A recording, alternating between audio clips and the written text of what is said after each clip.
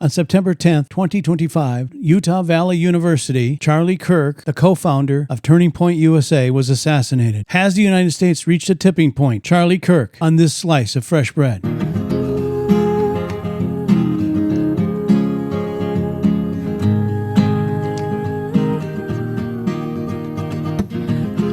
Welcome to Fresh Bread, a podcast ministry of Grace Bible Church, Gainesville, with Pastor Brandon and Pastor Keith. Well, thanks for clicking on Fresh Bread. Fresh Bread, where we're bringing the truth of God's Word to a starving world. Fresh Bread, podcast 119. I'm Pastor Keith, he's Pastor Brandon, and today we're going to tackle the subject of what happened in the news with Charlie Kirk. Charlie Kirk is a young man who started a organization called Turning Point USA, and he was a young guy that would go on to college campuses and debate people. And if you ever watched him, he wasn't rude or very prideful. He was very cordial and had some talks. In fact, he was just in Florida in February. He was in the University of Florida campus and did his thing there. And he was in Utah and was assassinated today. And so we just wanted to come on and do a podcast on that and what's happening, what's going on. Have we reached a turning point in our country where things are just out of control, where people can't control their emotions anymore? And so we're just going to kind of talk about it today, what happened. And so, Pastor Brandon, I just want your thoughts on what happened with the assassination of Charlie Kirk. Well, I mean, all we know at this point is that, he was shot. And so, yeah, I mean, he was basically doing one of his events on campus, which he does very often. I mean, that's his what he does is he goes on campus and he debates. He debates people who don't agree with him, and he presents them with, the truth, and, is able to, and he's very articulate, very, very gifted communicator, and he's very smart and quick-witted, is able to, do the turn of phrase, without even thinking. And so, he's definitely, going to be, missed in his, with what he's doing, because he had a huge impact on young people, especially, people that were in college, and, they were listening to him. He was someone in their generation that was saying things that they had never heard, because they've been, they haven't been in situations where they would hear these things. And I think that, that he was a breath of fresh air because of that. And, a lot of people believe that Charlie Kirk is the reason why Trump ended up getting elected, in this last election. I mean, I think there were several other factors, but he certainly contributed to what happened. And so, yeah, it's a huge loss, and something that as Christians we need to try to understand, how to respond to this. You watched the tape of his what happened in Utah. And the crowds was amazing. They said 3,000. I was thinking he could draw 500, kids maybe, but there were 3,000 people there. Yeah, 3,000 people midday on a Wednesday. Yeah, I mean that's crazy. I mean, it's crazy stuff that he was that. And people really came out to see him. And it wasn't just people from the campus; it was people from all around who would come in to that area and see him, or had come into that area to see him. And so it speaks to his popularity for sure. Yeah, and it's funny because I was just watching a clip on him earlier this week, and he had somebody came up to the microphone, and he always asked people who were opposed to him to speak, let them come to the front of the line. And this guy was asking him questions about, do you believe in the Bible? Are you a Christian? He said, did you know that the Bible condones slavery? And then they had an interesting back and forth on that, and I thought Charlie did a good job. And I know he wasn't a Christian earlier in his career, but I don't know the exact how it happened, but he became a Christian. Yeah, and wasn't shy on that.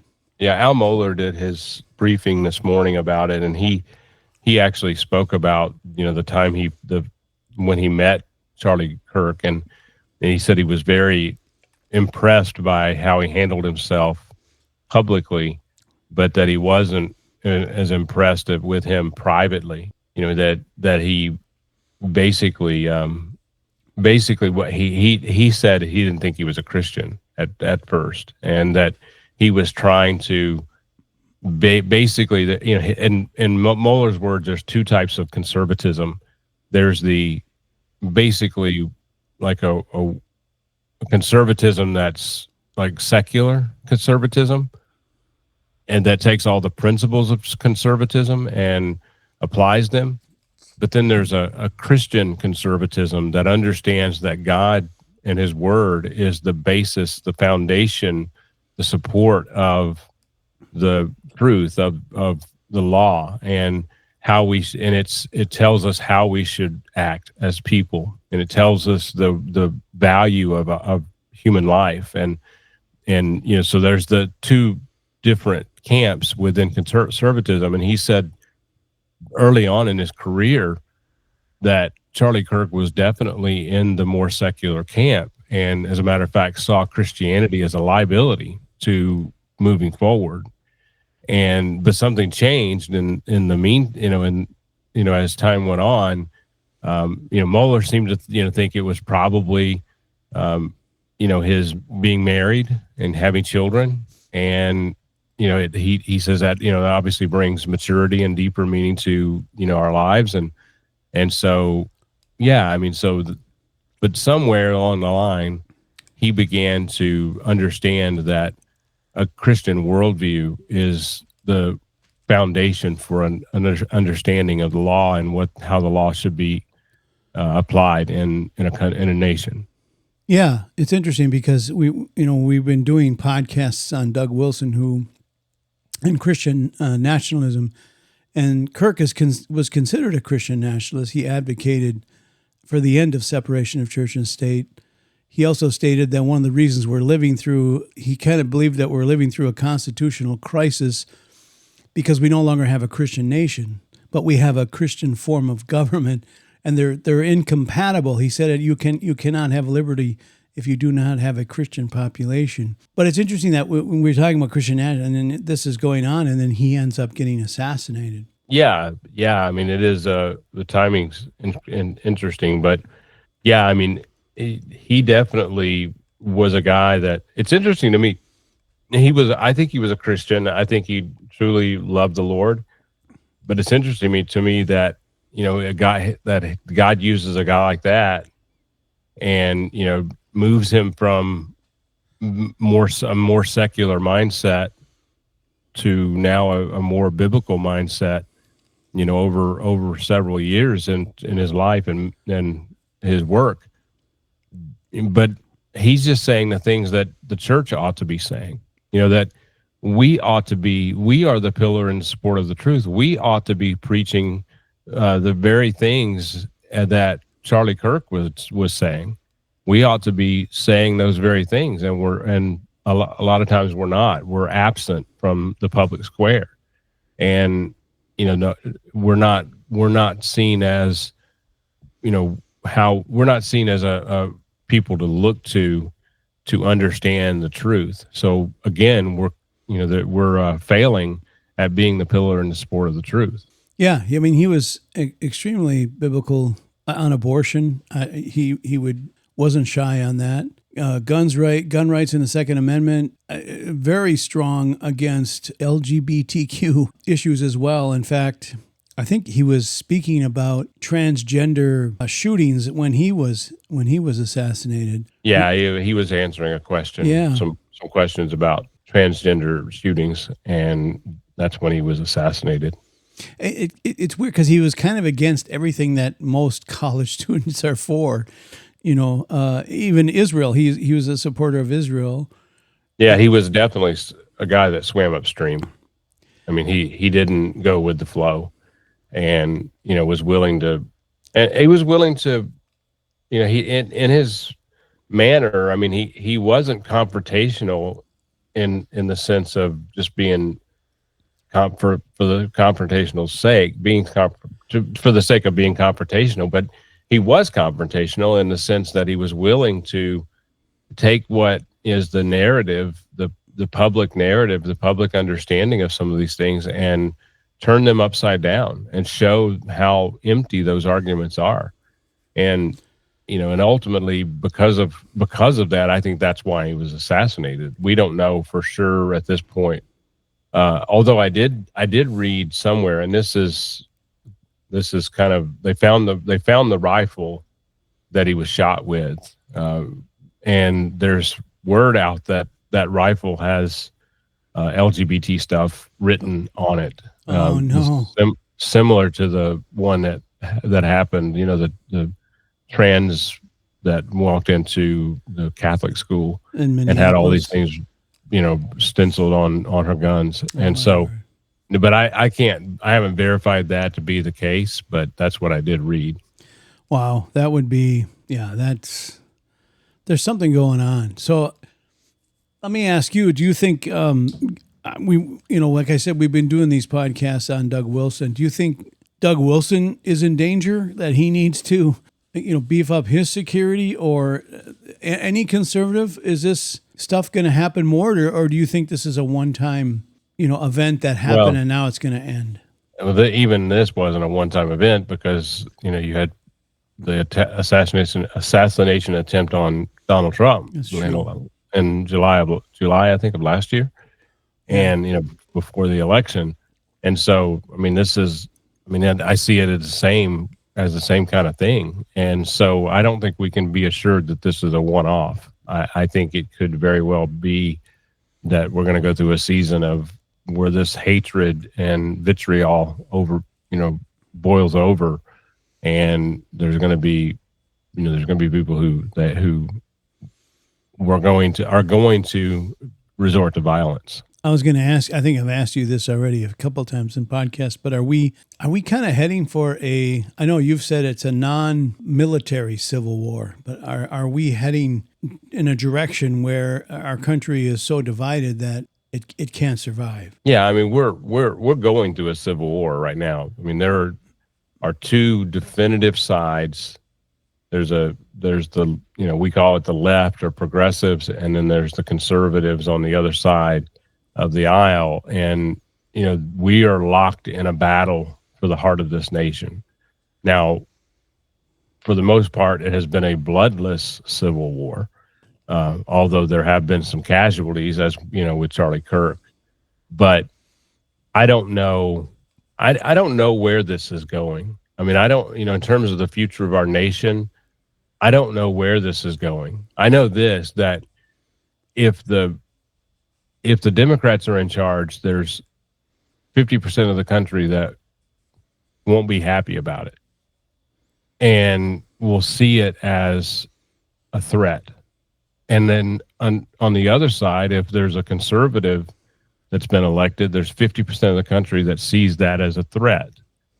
And, obviously that number fluctuates, but yeah, I don't know how we move forward in that way, and it's interesting because we're sort of separating ourselves, and so to speak, because you have so many blue states, like New York and California and Washington and Oregon, and those places that are predominantly liberal. But then you have, on the other side, you have conservative states like Florida, Texas, and a large portion of the rural states. And so we are separating ourselves in that sense. But I don't know. I don't know how long.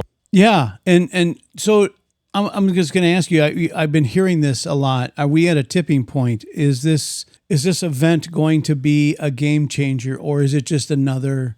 We've been down this road before where people have been assassinated. And yeah, I think it is a game changer, because I think it's opened the eyes of people. It's interesting. You're not as on social media as much as I am, but it's interesting because my social media feed was dominated by people talking about Charlie Kirk, and I think there's something that resonates with people with this situation, because he has a young family, his beautiful wife and two young daughters, and he spoke the truth and was willing to, he was a guy that was he was well spoken, he communicated well, and he's a guy that's influenced especially a lot of young people.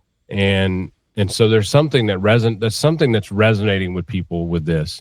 And I think that there's people who, that have tried to remain neutral, who have realized that they can't be neutral in this. And so I don't know what that means. I don't know, how that's going to play itself out. But I do know that as Christians, we should be on the forefront of preaching the truth. We should be on the forefront of speaking the truth. And my hope is that the turning point here is that there'll be an army of people raised up speaking the truth, like Charlie Kirk did, in their own context. Obviously, he had a audience that's much larger than most of us, but if there's an army of people speaking the same things and speaking the truth of the God's word, then maybe the turning point is that we win this nation back. Yeah, that's the thing is I don't know if people are aware sometimes when you assassinate someone who is popular, the movement grows even stronger because, like you said, more now instead of one Charlie Kirk, you could have 1 million young Charlie Kirks going to college campuses, or even just being salt and light where they are, whether they actually take up his mantle and go to college campuses or not, and just basically representing the truth wherever they are is, if there's an army of people who do that, I think that will make the difference in our nation. Yeah, absolutely. Absolutely. And kind of piggybacking on this, Charlie was a Christian who's on the campuses, who's debating politics and religion. He was debating, people would stand up and, like I said, and ask him questions about slavery in the Bible. And so how can we address when people would say, look, Christians have no business being in politics. They have no business debating political issues. They should just be giving the gospel and that's it. So how do we answer that? Well, I think that that's a misunderstanding of what we should be doing because, it's interesting because we talked about the three spheres. We talked about the family, the church, and the government. Well, there's nothing biblically that would say that we as Christians shouldn't be involved in all three spheres. Like we should for sure be involved in government. Now it's like I said, for most Christians, that's going to mean being informed and voting. That's what that's going to mean. And, for some Christians, that could potentially mean running for office, running for school board locally or running for mayor or running for, a city council or whatever position is out there. And so, but we need more and more Christians to be engaged and know what's going on and be willing to speak what is true, in those contexts. Yeah, I agree. I don't think Christians can pull back and let the world we know God is sovereign, but it's that let go, let God. He's got it. So all we have to do is not be involved, not care, because it's going to go the way God wants it to. But I think in Genesis it talks about being, have dominion and be good stewards, and all that is kind of included with law and order. And especially like you just talked about school boards and how important is that? I mean, public schools, like we've talked about this many times in podcasts, have just gone completely, again, I'll use Doug Wilson's phrase, clown world. I mean, it's just nuts in the stuff that you're seeing in schools. For sure. I mean, part of that is because schools are really not, the education of the children is not the responsibility of the state. It's really the responsibility of the family. And so it's a misplaced, the what we're doing is misplaced. And so, but, we do have the public school system and I think that Christians definitely need to be, I think they need to realize that they're responsible for the education of their children.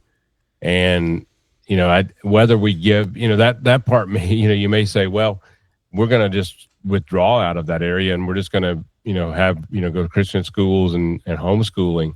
And that's a viable choice. I mean, it's a viable choice. But if you're going to involve your children in public education, you definitely need to be, engaged in understanding what's going on and, have your voice out there. I don't recommend it. I mean, in terms of public school for children, I recommend homeschool or Christian school, but But yeah, I mean, I think that if, as Christians, we definitely have to be engaged in those ways. Right. And I think that's what happened when they took prayer out of the schools. Many Christians kind of pulled back. And I mean, I don't think there's anything wrong with homeschooling either. I think that's a good way to go. But I think what happened is so many Christians pulled out. And then all of a sudden that vacuum, we talked about a vacuum one time. The vacuum is filled with political activists and people who have an agenda of bringing in homosexual and LGBTQ and all this stuff. And so now all of a sudden that's all they're teaching in schools because the Christians have all abandoned ship. And like, I don't see anything wrong with pulling back and redrawing the line. Like, I mean, in a battle, sometimes you have to withdraw to kind of regroup and then, but we know God's in control. We know God's sovereign and we know things are happening the way it's supposed to in that way area. But I'm just saying, and I think we talked about in our last podcast, why did the church pull back and allow, things in politics to not be influenced by Christian and you get all this weird stuff going on. And then you have moments like what happened with Charlie Kirk, where people all of a sudden wake up and they start to see this is how did we get here? Like, how did we end up with this, where a guy's on a college campus handing out hats, debating students, and he gets assassinated because he says something that offended somebody? Yeah. I mean, it's a great question. It's one that we really need to try to understand. But I think if Christians continue to pull back, we're going to see more and more of that. We know that God has an agenda and God's plan is going to be fulfilled. But I do think he expects Christians to live a life that is faithful and responsible. Like we can't, like we always talk about, you can't just let go, let God. It's like our sanctification. We are working that out. Yeah, I mean, we that's exactly right. And I think yesterday I talked about 2 Thessalonians, and that was the issue with the Thessalonians is that they believed Christ was returning at any time, and so they were they were quitting their jobs and they weren't doing the things that they ought to be doing, and Christ expects us to remain faithful until he comes. And so part of being faithful is being salt and light in this in a lost and dying world. And so when we pull out of the public square, I mean, we're leaving it to the ungodly ones, and we're leaving it to worldly people. And I don't think that's what God would have us do. Even though, do we lose down here? I actually think yes. I think that we do. I think that ultimately that the power of Satan is going to overcome, and Christ is going to have to return and set things right. But that doesn't mean that we just kind of let go and let God, as you said. Yeah, I mean, I think there are many people that they don't have, the stomach for politics is so hard now. Like if you even go to a school board meeting, it's, if you're a Christian, you're going to probably be escorted out pretty quickly because, that's hate speech. And, but again, we got to this point where there is hate speech. And I think you and I both as pastors know that there's coming a day when the Bible is going to be considered hate speech. And so, sorry, you can't preach that anymore. As Christians, we don't care. We're going to keep preaching it because that's what we're mandated to do by God. But that's what happens when you kind of sit on the sidelines and let things happen, is that suddenly the people who are on the other side kind of push harder than you do. And I think you and I know that we understand that, look, if so-and-so is elected and they're just this complete, again, clown world freakazoid, we know that God is sovereign and we know that God puts people into positions of power that he desires. So we go, okay, this isn't what we wanted, but let's go. We're going to continue to preach the word. We're going to continue to equip the saints. But at the other side, people who aren't Christians, they live and die by who is elected. Like it has to be their person, because it's almost like they're worshiping the position of whoever it is. If Kamala Harris had been elected, the left might have been fine. Charlie Kirk would still be alive today if she was elected. So it's just such a different mindset. And again, I don't know how. I think we're getting to that great divide where, like you just said, we're so divided. Again, we know from what the Bible says that how things are going to go. But again, nothing wrong with what Charlie Kirk was doing. He was engaging in conversation. Yeah, I mean, he was exercising his First Amendment rights, and he was doing it in a peaceful way. Yeah. And he had his life taken away from him needlessly, and it was because whatever, we don't know who it was, but we can assume that it was because they didn't like what he was saying, and they didn't like the influence that he was having on young people, and I think it was a threat, and so that's why I think they took him out. Yeah, it's just amazing how I always wonder, is this the beginning of something? Did somebody have this planned where they're going to try to one by one take out the the leaders? I'm thinking, I don't know who's next. I mean, that's why I worry about Doug Wilson right now. I mean, I don't know if he would be someone that would be targeted as well. But I mean, or is it just this some transgender kid at the university? Must have been a pretty good shot though, because that was a long shot. Yeah, I mean, they say it was 200 yards, which 200-yard shot, throat shot like that would be very difficult. It's not that it can't be done, but it's not something that somebody who's never shot a rifle is going to be able to do. That's why some people say it was a deep state kind of thing. I don't really know all of that. Do you think they'll catch the guy? Well, I think they've made progress in it. They say I was watching a little bit of a news conference earlier, and they say they have some video of the guy, and they won't say specifically what they have, but they talked about using software to identify this person. And so they're not releasing those videos yet.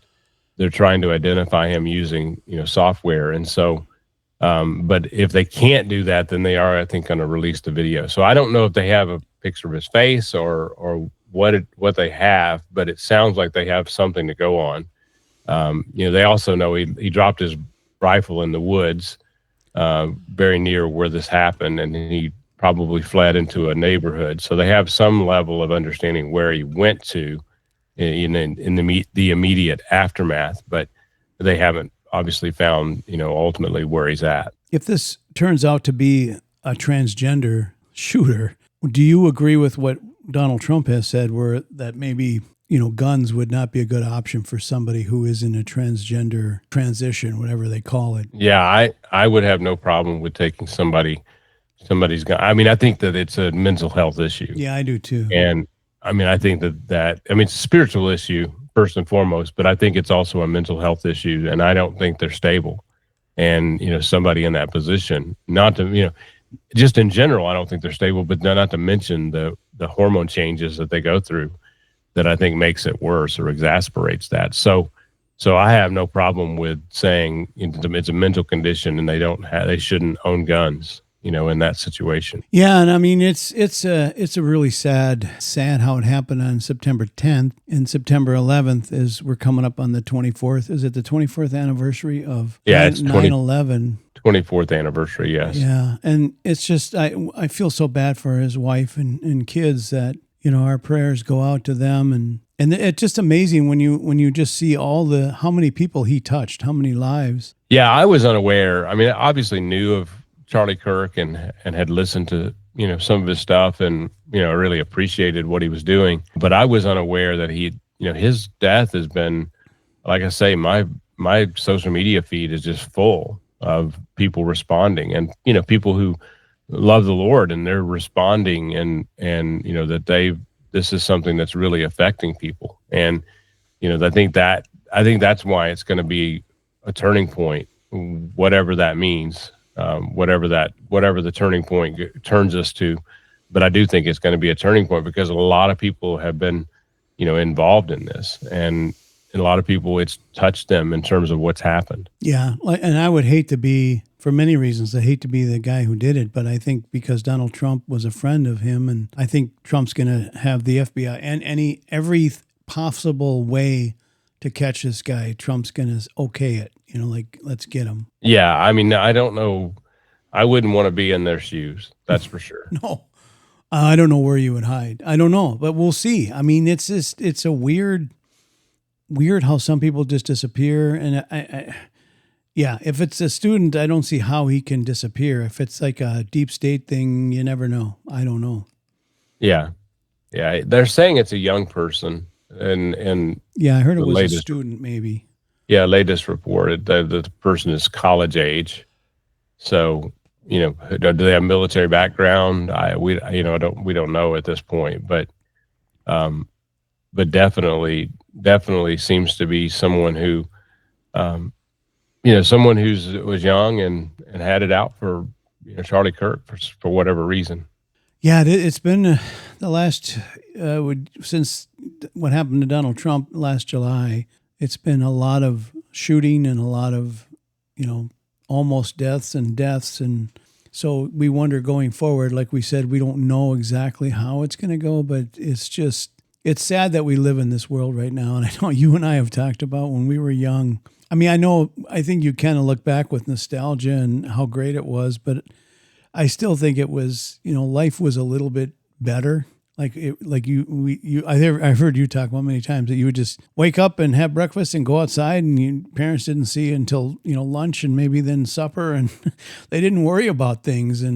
But now life is it's just weird since technology has kind of jumped in and wrapped up. Our lives are so complicated and so messed up in so many ways.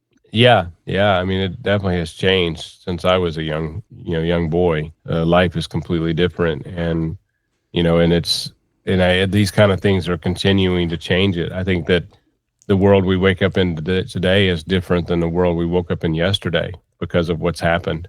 And yeah, and I don't know what that again. I don't know what that means and how we should respond to it, except to say that, I think as Christians, whatever area of influence that you have, whether it's simply in your family or simply in the church or both, or if your job, wherever you have influence, then I think you need to have that influence for Christ and the gospel. And, if you happen to be someone in government, that you need to exercise that influence, for the glory of God. And so I think that's the ultimate answer to this, is that we need to continue being salt and light. We need to continue making disciples of the nations, preaching and teaching and all that he commanded. I think we need to continue doing those things and being faithful. And, this isn't, for me, it's not a call to arms or anything like that, except, not, shooting bullets, but it's a call to arms in the sense of we need to be doing, we need to all be Charlie Kirk, and in our own context. And I think that's the answer to all of this. Are we living in a world that, I don't know if you saw what happened to that young girl on the train in Charlotte? Yeah, Charlotte. Are we at a point should we live this way that this could be our last day on earth, that you don't know who's behind you, or, there might be someone who has a mental illness who's out there who may push you in front of a train or stab you in the neck, or, as Christians, we're not to live in fear of death. But are we kind of at that point now where that's just every day we have to? Yeah, I think we need to live with our head on a swivel. Yeah, that's kind of the football talk, but there's making sure that we're not blindsided. Because I think there are people out there that, I think will continue to be people out there who hate us. They're going to hate what we stand for, if nothing else, because of the color of our skin. I mean, if nothing else, that's what's happening, is because of, the racial tensions that are out there. And why did this black man attack this white girl? I don't know. I mean, I don't know. I've seen the video. It's horrific. And, prior to the Charlie Kirk assassination, it was the biggest news out there. And it was the biggest news in terms of, I mean, it seemed like almost that was a turning point, like people were just up in arms about it. But then obviously with the Charlie Kirk thing, that has kind of gone away a little bit. But yeah, I mean, I think as Christians, we definitely need to have our head on a swivel, and we need to be looking around us and we need to be willing to protect others that, are innocent. And, that was what was hard to watch, other than the actual act. But it was hard to watch the response of people, because there were people like literally right around this girl, and they didn't even do anything. They just kind of ignored it and sat there. And I don't understand it. I don't understand that kind of response. I think part of that, when you see that video, might have been shock. Like they couldn't believe that had just happened because it was so weird. Because you don't see that every day. Just somebody stand up who's sitting behind someone and stab him in the neck. Like it just doesn't. Yeah, I've never seen that. No. So yeah. It's so weird. And I just want to, before we end this, I just want to ask you, you're preaching through Matthew, and you went through the dynamic when Jesus came the first time, that the spirit world, the dynamic world, kicked into a little bit higher gear. And so I'm just going to ask you, as we're living in these days, do you think that the evilness of our world is kicking up and becoming more and more prevalent, or are we just seeing people who have mental illness? Or what do you think's going on? Oh, I think there's a resurgence of demonic activity. And, I think that a lot of things that we're seeing out there that are going on is stuff that's spiritual in nature. And, whether it's, we've talked about on this podcast, we've talked about UFOs and, what they are. I think that's demonic. We've talked about advancements such as AI and other advancements. I think that there is a potential that there's a demonic force behind those advancements. And so, yes, I have no problem thinking that, that, and believing that we're seeing more and more demonic activity as the end comes nearer. Some people believe it's the 5G and all these microwaves and things like that are causing people to go nuts, cell phones. But I mean, that could be a part of it. But I think it's a lot of, we talk about living in the end times. End times started, when Jesus ascended. But we know that we are living in times that when the Bible talks about, we're getting close to the second coming. We don't know when it is. But we know that things are getting worse and darker. We're not post-mill, but, and we're not defeatist. We just believe in, continuing to preach the gospel, and Jesus will come and set up his kingdom. So, yes. Yeah, Charlie Kirk, we just wanted to come on and touch on that. And I know everyone probably listening to this has already heard all about it, but we just wanted to give our sympathies and our prayers to the family. And it's a horrible way to go. It's a horrible thing that happened. But our world, it's funny because sometimes we hear these things and they become almost normal. Oh, okay, someone's shot. Okay. It's just sad. That is a sad commentary. Yeah. That this has kind of become basically our new normal. And that's a sad fact. But yeah, we definitely feel for the family, Charlie's wife and surviving kids, and we definitely pray for them and hope that the Lord will comfort their hearts, and that they'll look to the Lord, and not, that they would rest in him, and, that they would just take solace in the fact that God used Charlie in the way he did, and that even though his life was cut short from our point of view, God's sovereign over all these things, and he used Charlie in the way that he wanted to use him. And so now he's taking him home to be with him. And so we're thankful for that. And we're blessed by understanding that. Absolutely. And if there's anybody listening to us right now and they're not sure they're saved, or they've never embraced Jesus Christ as their Lord and Savior, shoot us an email or something. We'd be glad to talk to you about it, because you need to live every day in Christ and not knowing when your time is up, because you don't know. We live in a strange world. Yeah. Charlie didn't wake up yesterday thinking this could be it. No. I mean, I'm sure of that. Absolutely. Yeah, he probably knew that could happen at any point, but yeah, I don't think he thought, oh, today's the day. So, yeah, it's one of those moments where the Lord takes someone home, and you don't understand it, but we know that he does, and so we have to trust that. And like you always say, God is good. Everything he does is good, and we don't understand it, but we just trust him. Yep, absolutely.